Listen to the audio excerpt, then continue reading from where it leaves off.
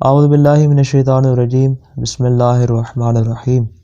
استخارہ یعنی خیر کو طلب کرنا، اور استخارہ ہمیشہ کسی مباح کام کے لیے کیا جاتا ہے جو کام کرنا جائز ہو، یعنی جس میں آپ کے پاس آپشن موجود ہو کہ آپ اس کو کریں یا اس کو نہ کریں۔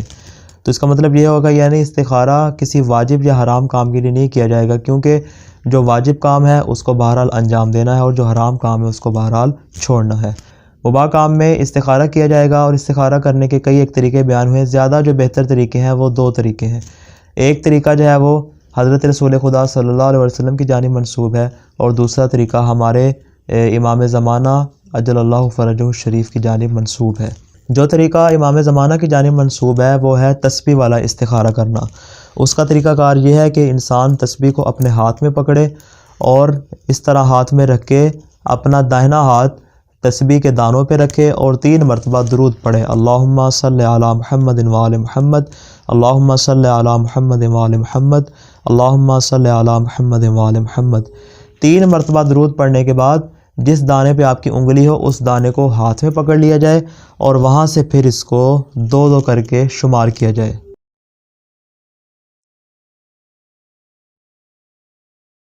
اگر تو آخر میں 2 دانے بچتے ہیں اور اگر ان کو شمار کر لیا جائے اور آخر میں کوئی ایک دانہ بھی نہ بچے تو اس کام کو نہ کرنا بہتر ہوگا، یعنی استخارہ آپ کے حق میں درست نہیں آیا۔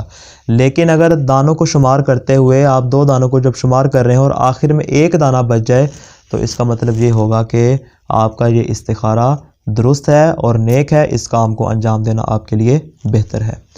اس کا دوسرا طریقہ کار ہے قرآن مجید سے استخارہ لینا۔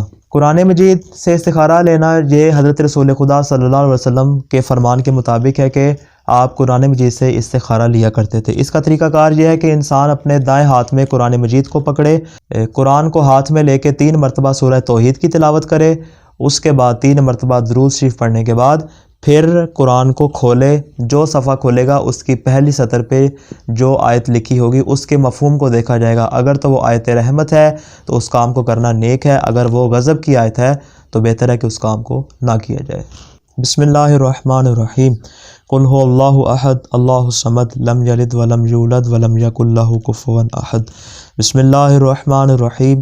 قل هو اللہ احد اللہ الصمد لم یلد ولم یولد ولم یکن لہ کفوا احد۔ بسم اللہ الرحمن الرحیم۔ قل هو اللہ احد اللہ الصمد لم یلد ولم یولد ولم یکن لہ کفوا احد۔ اللہم صلی علی محمد وآل محمد، اللہم صلی علی محمد وآل محمد، اللہم صلی علی محمد وآل محمد۔ اگر تو صفحے کی ابتدا میں آیت شروع ہو رہی ہو تو اس آیت کو دیکھا جائے گا، لیکن اگر آیت کا آدھا حصہ مثال کے طور پہ پچھلے صفحے پہ ہو تو اس پوری آیت کو ملا کر دیکھا جائے گا کہ اس آیت کا مفہوم کیا ہے۔ اب یہاں پہ مثال کے طور پہ یہ آیت آئی ہے وَاسْتَكْبَرَ هُوَ وَجُنُودُهُ فِي الْأَرْضِ بِغَيْرِ الْحَقِّ وَظَنُّوا أَنَّهُمْ إِلَيْنَا لَا يَرْجِعُونَ۔ چنانچہ فرعون اور اس کے لشکر نے زمین میں ناحق تکبر کیا اور یہ خیال کیا کہ وہ ہماری طرف پلٹائے نہیں جائیں گے۔ کیونکہ یہ آیت فرعون اور اس کے لشکر کے متعلق ہے اور جس میں خدا کی نافرمانی کا ذکر ہوا ہے، تو لہٰذا اس کو ہم اس بات پہ محمول کریں گے کہ یہ استخارہ درست نہیں ہے۔ اب رہی بات استخارے کے وقت کی کہ استخارے کا مناسب وقت کون سا ہے۔ روزانہ کی بنیاد پر استخارے کا وقت مختلف ہوتا ہے۔ کبھی کبھار ایسا ہوتا ہے کہ نماز فجر سے لے کے طلوع آفتاب تک استخارہ کرنا بہتر ہوتا ہے، جیسا کہ جمعہ کے روز ایسا ہوتا ہے۔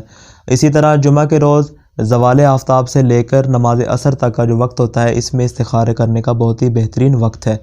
اور اس طرح دن کے باقی اوقات میں مثال کے طور پہ کبھی کبھار چاشت کے وقت سے لے کے ظہرین تک، اور کبھی کبھار نماز عصر سے لے کے نماز عشاء تک، یعنی دنوں کے اعتبار سے اس کے وقت میں تبدیلی ہوتی رہتی ہے۔ لیکن باقی تمام دنوں میں بھی جو سب سے بہترین وقت ہے وہ نماز ظہرین کا درمیانی وقت ہے، یعنی نماز ظہر اور نماز عصر کے درمیان جو وقفہ ہوتا ہے اس وقفے میں استخارہ کرنا بہت زیادہ بہتر ہے۔ والسلام علیکم ورحمۃ اللہ وبرکاتہ۔